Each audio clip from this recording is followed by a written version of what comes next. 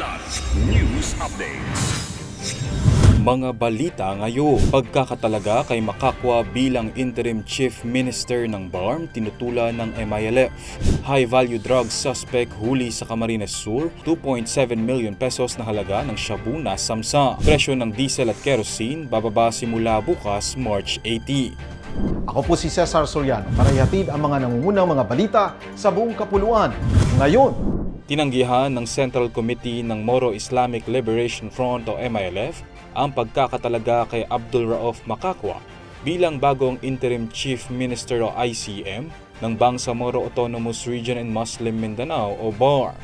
Ayon sa MILF, lumalabag ito sa Bangsamoro Organic Law o BOL at sa Comprehensive Agreement on the Bangsamoro, kung saan nakasaad na dapat pangunahan ng MILF ang Bangsamoro Transition Authority o BTA.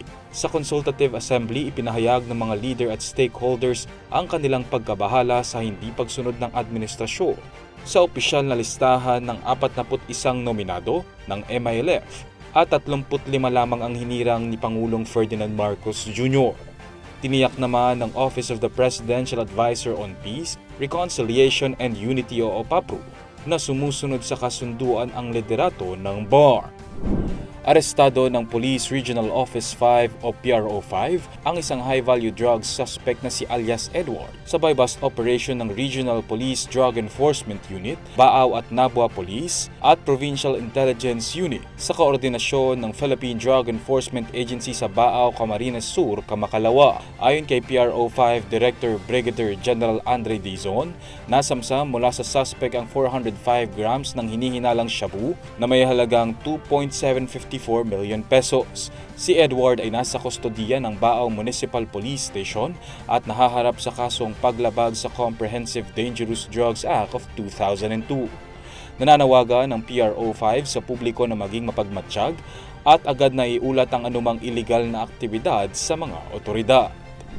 Abiso sa mga motorista, walang magiging pagbabago sa presyo ng gasolina habang bahagyang bababa ang presyo ng diesel at kerosene ngayong linggo. Batay sa anunsyo ng oil companies ngayong araw, matatapyasan ng 20 centavos per liter ang presyo ng diesel, 40 centavos naman ang ibababa ng kada litro ng kerosene. Epektibo ang bagong presyo bukas March 18 alas 6 ng umaga sa lahat ng oil companies maliban sa Clean Fuel na magpapatupad 8:01 AM ng parehong araw. Ito na ang ikatlong magkasunod na linggo ng pagbaba ng presyo ng produktong petrolyo. Para sa Kidlat News Channel, ako si Renza Lenon, nag-uula. ako po si Cesar Soriano, kasama nyo sa bawat pagputo ng balita.